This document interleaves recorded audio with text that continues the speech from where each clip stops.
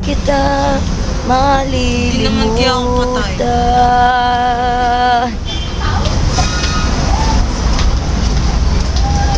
Ayan po. Andito po tayo sa McDo, Katipunan.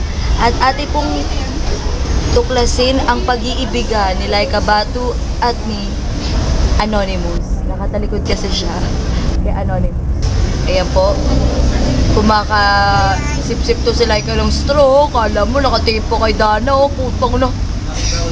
Oh, kailangan share tapos may muta daw. Ang iyong ngiti.